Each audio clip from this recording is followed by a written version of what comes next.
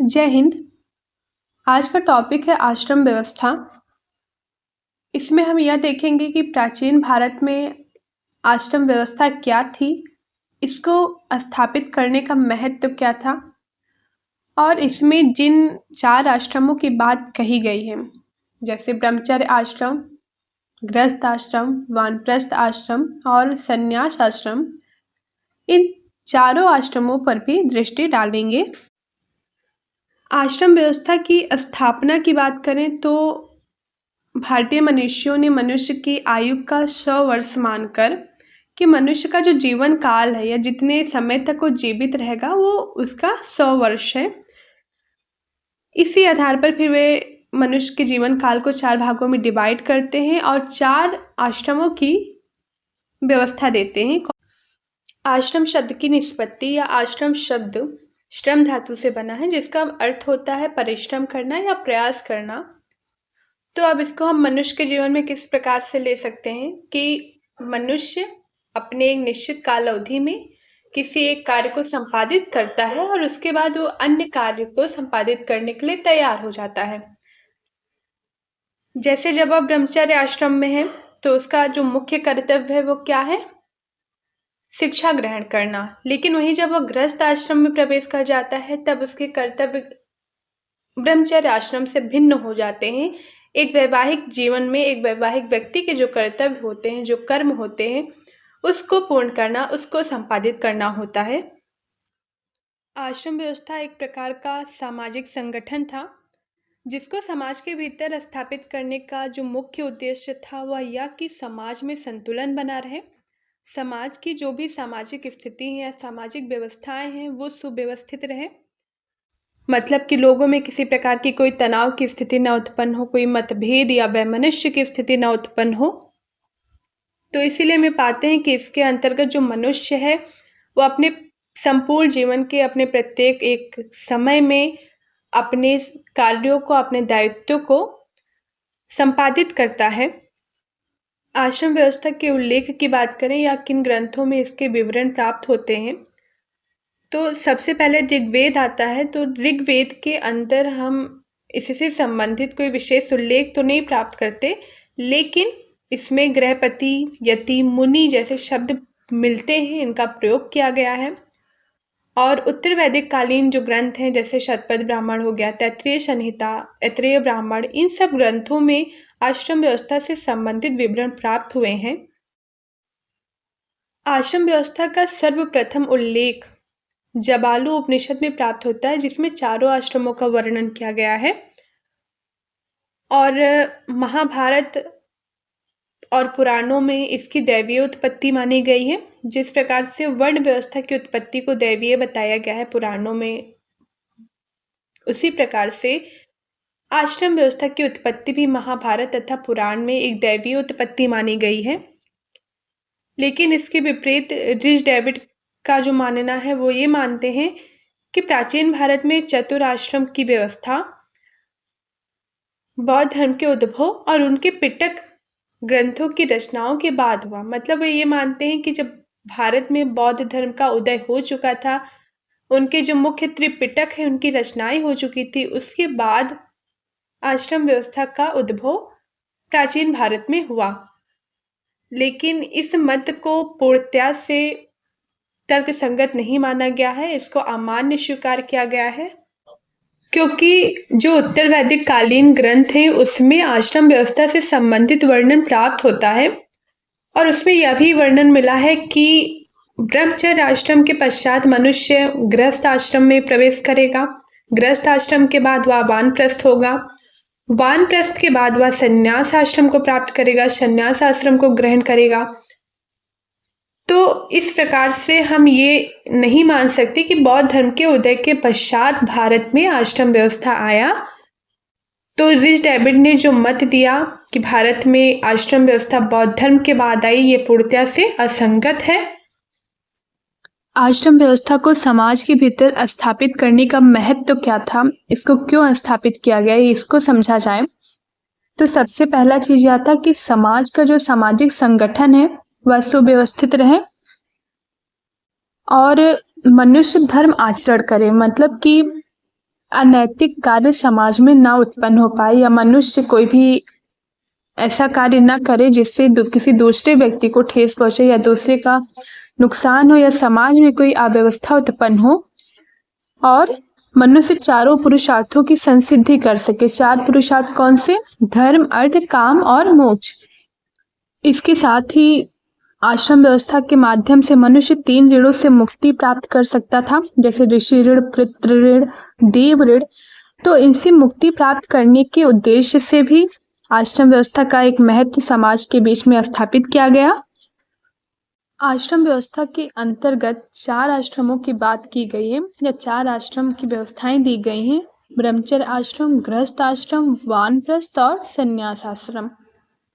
तो सबसे पहले ब्रह्मचर्य आश्रम को समझें तो ब्रह्मचर्य 2 शब्दों से बना है, ब्रह्म तथा चर्य। ब्रह्म का मतलब है वेद ज्ञान और चर्य का तात्पर्य है अनुसरण करना। तो इस प्रकार से ब्रह्मचर्य का तात्पर्य हो गया, ब्रह्मचर्य का मतलब हो गया जो वेद का अनुसरण करे, वेदों का अनुसरण करने वाला। तो ब्रह्मचर्य का क्या मतलब है कि जो वेद मार्ग का अनुसरण करे या वेदों के मार्ग पर चले। इस आश्रम में मनुष्य उपनयन संस्कार के बाद, बालक का जब उपनयन संस्कार हो जाता था उसके बाद वह प्रवेश करता था और यहीं से फिर उसकी शिक्षा आरंभ होती थी। उपनयन का क्या मतलब है कि गुरु के समीप जाना, गुरु के निकट जाना। तो ब्रह्मचर्य आश्रम में बालक मुख्य रूप से गुरुकुल में रहकर अपने गुरु के निकट रहकर शिक्षा प्राप्त करता था, शिक्षा ग्रहण करता था और 25 वर्ष की आयु पूर्ण करने के बाद वह ब्रह्मचर्य आश्रम से मुक्त होकर गृहस्थ आश्रम के लिए तैयार होता था। ब्रह्मचर्य आश्रम में रहकर व्यक्ति धर्म की संसिद्धि करता था, जो कि पुरुषार्थ के भीतर आता है। पुरुषार्थ में 4 पुरुषार्थों की बात कही गई है: धर्म, अर्थ, काम और मोक्ष। तो ब्रह्मचर्य में व्यक्ति धर्म से संबंधित जो भी उसके पुरुषार्थ थे, जो भी उसके कार्य थे, उसको संपादित करता था, उसको पूर्ण करता था। इस आश्रम में जो भी ब्रह्मचारी होते थे उन सबको अलग अलग प्रकार की मेखला धारण करना पड़ता था और इसके साथ ही वे दंड और जनेऊ भी धारण करते थे। जैसे जो ब्राह्मण ब्रह्मचारी होते थे वे मूछ की मेखला धारण करते थे, जो वैश्य होते थे उन्हें ऊन की मेखला धारण करना पड़ता था। तो इस प्रकार से जितने भी ब्रह्मचारी थे उनके लिए अलग अलग प्रकार के दंड और अलग अलग मेखलाओं को धारण करना अनिवार्य था। एक ब्रह्मचारी के जो कर्तव्य हैं ब्रह्मचर्य आश्रम के अंतर्गत यदि उसकी बात करें तो महाभारत के अनुसार विद्या अध्ययन और गुरु की सेवा। ब्रह्मचर्य आश्रम में रहकर एक बालक का जो सबसे प्रमुख कार्य है वह क्या है महाभारत के अनुसार? कि वो शिक्षा प्राप्त करे, विद्या अध्ययन करे और अपने गुरु के प्रति सेवा का भाव रखे, उनकी सेवा करे। और इसके साथ ही जो भी शिष्य हैं वे सदैव अपने गुरु के आदेशों का पालन करने के लिए तत्पर रहें, उन्हें जो भी आदेश दिया जाए उसका पालन करें। और इसके साथ ही सुबह और शाम दोनों ही टाइम सूर्य और अग्नि की उपासना करें। जो भी ब्रह्मचारी होते थे जब उनका दीक्षांत होने का समय होता था, मतलब कि उनका शिक्षा ग्रहण करने की जो अवधि थी वह समाप्त होती है, तब आचार्यों द्वारा उनको, शिष्यों को, ब्रह्मचारियों को कुछ उपदेश प्रदान किए जाते थे, जैसे कि सत्य बोलना, धर्म का आचरण करना, स्व अध्याय में प्रमाद न करना और ऐश्वर्य की प्राप्ति के लिए, मान सम्मान की प्राप्ति के लिए सदैव तत्पर रहना, सदैव प्रयासरत रहना। याज्ञवल्क्य के अनुसार शिक्षा ग्रहण करने के पश्चात ब्रह्मचारी को अपनी सामर्थ्य अनुसार गुरु दक्षिणा देनी चाहिए, अर्थात कि जो भी शिष्य हैं वे अपने यथासंभव अपने सामर्थ्य के अनुसार जब वे शिक्षा ग्रहण कर लें तब वे गुरु दक्षिणा भी अपने गुरुओं को प्रदान करें। अब यदि गृहस्थ आश्रम की बात करें तो गृहस्थ आश्रम में व्यक्ति ब्रह्मचर्य को पूर्ण करने के बाद प्रवेश करता था जब उसका विवाह संपन्न हो जाता था। विवाह करने के बाद एक व्यक्ति गृहस्थ जीवन यापन करने के लिए तैयार होता था, गृहस्थ जीवन में प्रवेश करता था और इसमें जो इसकी आयु मानी गई है वो 25 से 50 वर्ष तक मानी गई है। गृहस्थ आश्रम को और बाकी जो आश्रम हैं उन सबकी आधारशिला बताया गया है। जैसे ब्रह्मचर्य, वानप्रस्थ और संन्यास, इन तीनों आश्रमों की आधारशिला गृहस्थ आश्रम को माना जाता है, क्योंकि कहीं ना कहीं इन तीनों आश्रमों का जो भरण पोषण या जीवन यापन प्रत्यक्ष अप्रत्यक्ष रूप से गृहस्थों पर ही निर्भर होता है। और एक जगह ये वर्णन भी मिला है कि जिस प्रकार से वायु के माध्यम से सभी प्राणी अपना जीवन यापन करते हैं, उसी प्रकार से गृहस्थों के माध्यम से अन्य आश्रमों का भरण पोषण होता है, अन्य आश्रमों का जीवन यापन होता है।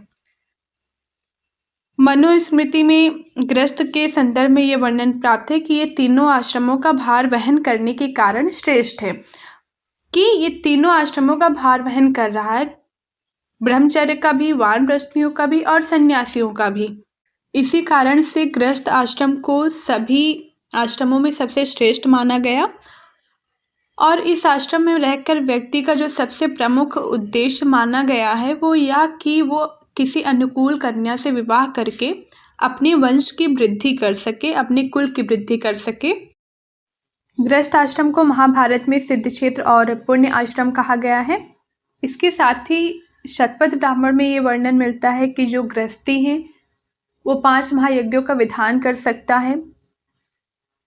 अब ये जो 5 यज्ञ थे, इसको करने के पीछे का जो कारण था वो यह कि इसके द्वारा मनुष्य पारलौकिक और लौकिक दोनों सुख को पा सकता है। तो इन सुखों को पाने के लिए इसको आवश्यक बताया गया।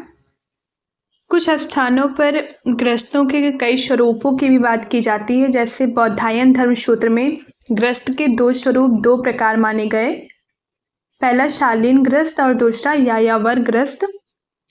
तो शालीन गृहस्थ वे थे जिनके पास अपनी घर संपत्ति थी, अपना धन था। और यायावर वे थे जिनके पास किसी भी प्रकार की कोई भी घर संपत्ति, कोई भी धन नहीं था।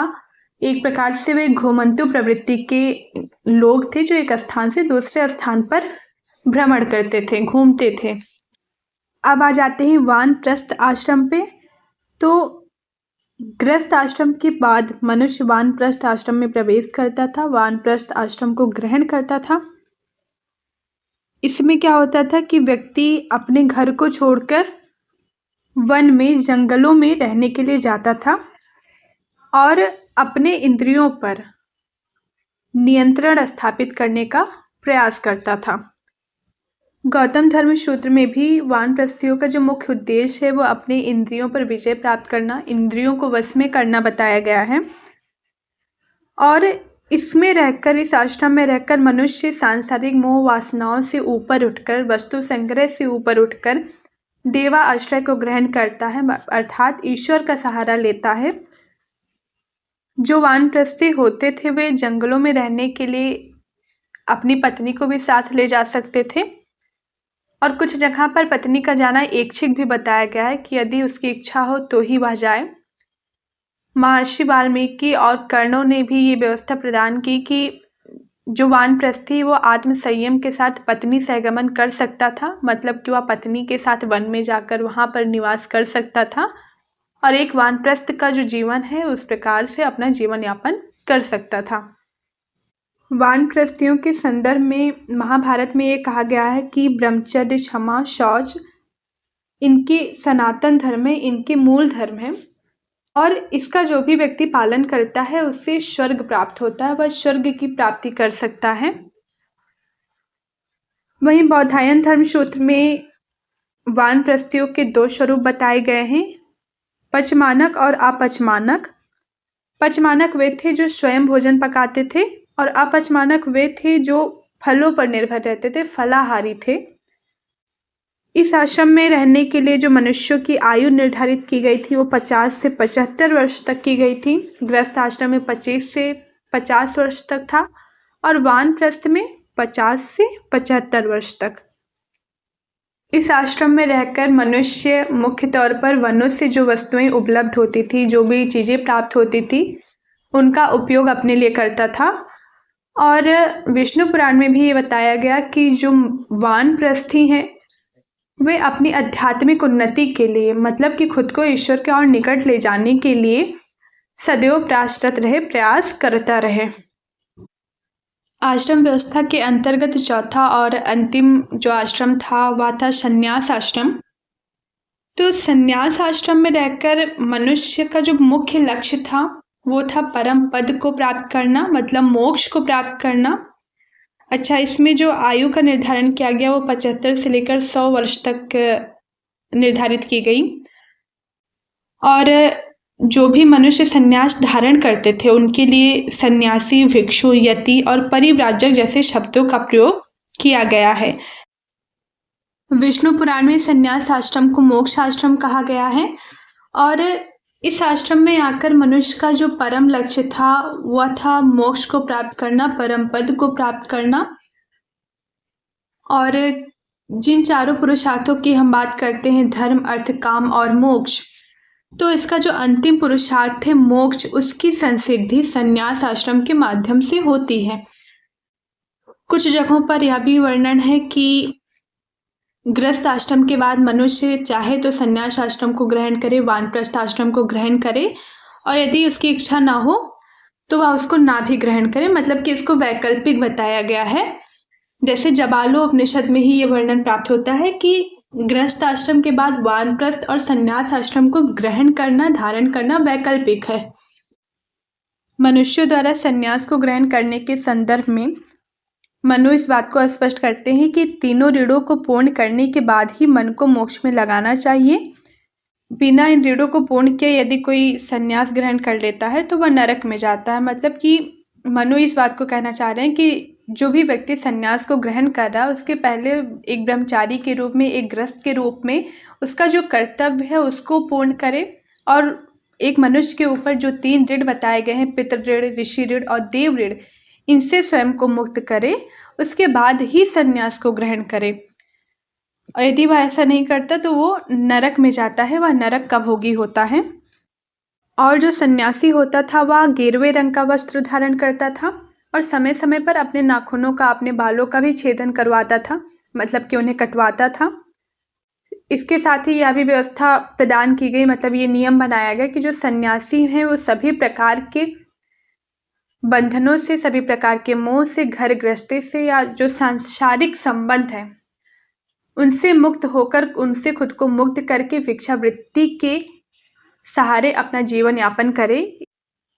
तो इस प्रकार से भारतीय समाज में आश्रम व्यवस्था को स्थापित किया गया जिसके द्वारा मनुष्य का सर्वांगीण विकास हो सके और मनुष्य के भौतिक जीवन और आध्यात्मिक जीवन, मतलब भौतिक जो सुख सुविधाएं हैं उनको प्राप्त करने के साथ ही उसकी आध्यात्मिक उन्नति हो सके और सामाजिक संतुलन बना रहे। आश्रम व्यवस्था से संबंधित कुछ प्रश्न यहाँ पर दिए गए हैं। तो यह था आश्रम व्यवस्था के ऊपर एक विस्तृत वीडियो। यदि आपको वीडियो पसंद आई हो तो प्लीज़ वीडियो को लाइक करें, शेयर करें और सब्सक्राइब करना ना भूलें। Thank you.